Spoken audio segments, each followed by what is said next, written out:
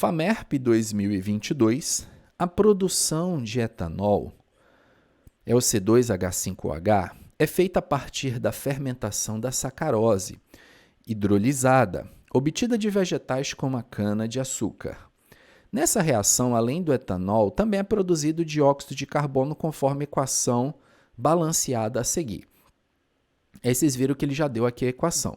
A sacarose, aqui, reagindo com a água, produzindo o etanol e gás carbônico. Clássica reação de fermentação alcoólica.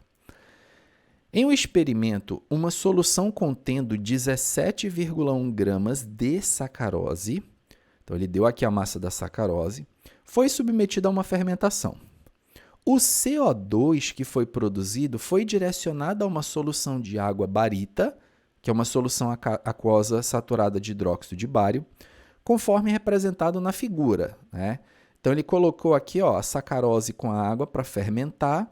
Essa fermentação produziu CO2, o CO2 veio para cá, aí esse CO2 ele reagiu com o hidróxido de bário e formou carbonato de bário. Tá? A pesagem do precipitado de carbonato de bário, produzido no recipiente 2, forneceu uma massa de 35,46 gramas. E aí ele pergunta na letra A.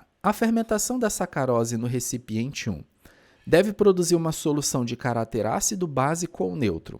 Bom, a fermentação da sacarose certamente vai produzir uma solução de caráter ácido, tá, galera?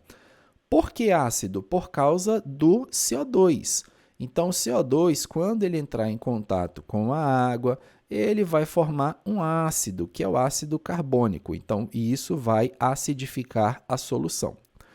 Qual é a função química da substância produzida na fermentação que confere esse caráter à solução? Ele está perguntando sobre o CO2. Qual é a função química do CO2? O CO2 é um óxido. Para ser mais específico, CO2 é um óxido ácido. Aí vem a letra B agora, que é a parte matemática.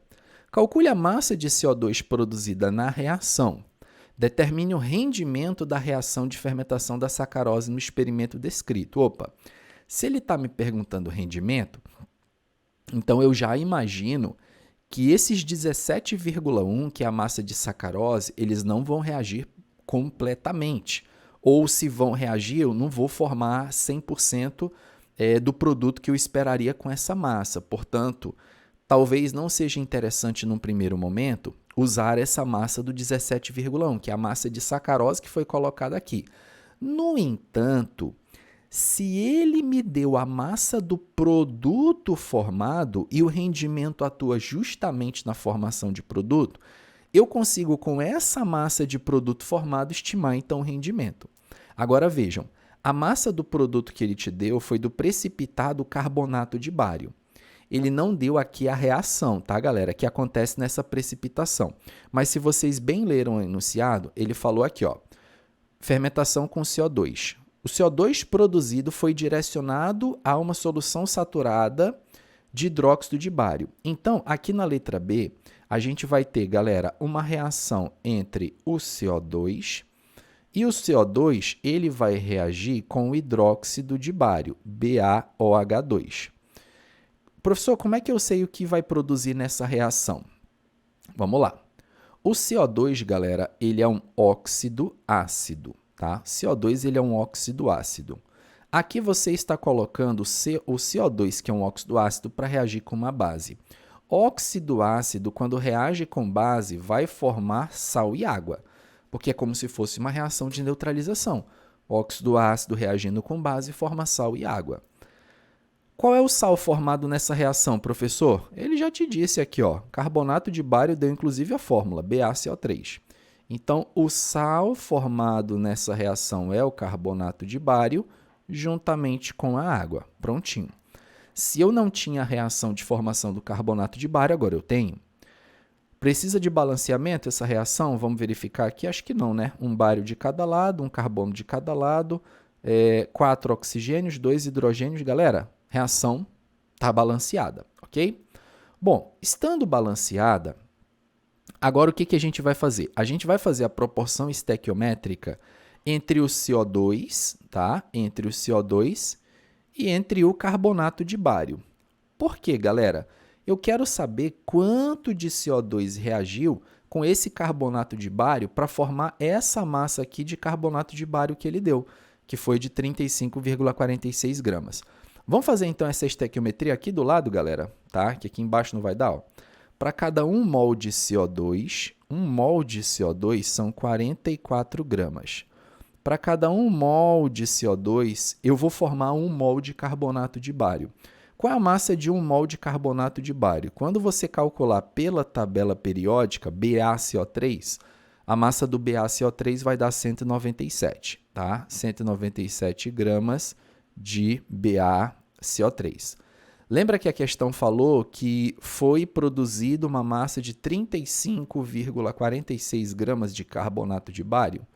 Então, se aqui nós produzimos 35,46 gramas de BaCO3, qual foi a massa do CO2 que reagiu? X. Esse X aqui, galerinha, vai dar 7,92 gramas de CO2 formados. Essa aqui foi a quantidade real de CO2 que a gente formou. Nós formamos 7,92 gramas de CO2. Agora, para eu calcular o rendimento, eu preciso saber quanto teoricamente que essa reação produziria de CO2. Porque isso aqui, gente, é a produção real de CO2. A reação de verdade produziu 7,92 gramas de CO2. Agora, a produção teórica. Quanto a reação produziria teoricamente de CO2? Aí eu vou usar para achar esse valor esses 17,1 gramas de sacarose. Porque lembra que eu falei para vocês? Se a reação render 100%, esses 17,1 vão ser consumidos completamente e vão ser convertidos completamente em CO2. Como é que eu faço isso aqui, então? Vamos aqui para cima. Olhem a proporção estequiométrica entre a sacarose e o CO2. Vocês estão vendo aqui que ela é de 1 para 4, ok? Vamos escrever, então, aqui em cima. Para cada 1 mol de sacarose, o mol da sacarose, galera, são 342 gramas. Para cada 1 mol de sacarose, eu vou produzir 4 mols de CO2. O mol do CO2 são 44 gramas, então 4 vezes 44 gramas. Se a minha reação ela fosse plena, 100% de rendimento, aproveitamento total, esses 17,1 gramas da sacarose deveriam produzir, então, que massa de CO2? Se a reação fosse plena, eu deveria ter aqui uma produção de Y gramas de CO2.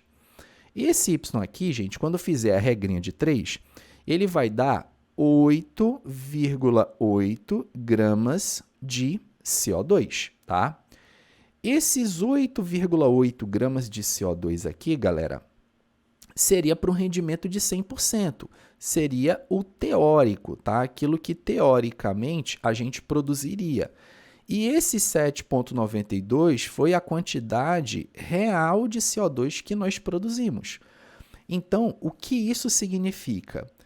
Que se a reação fosse completa, fosse plena, acontecesse 100% na sua totalidade, eu iria produzir 8,8 de CO2. No entanto, eu produzi 7,92. Qual é o rendimento? 8,8 gramas é a massa de CO2 que nós iríamos produzir teoricamente, ou seja, se a reação rendesse 100%.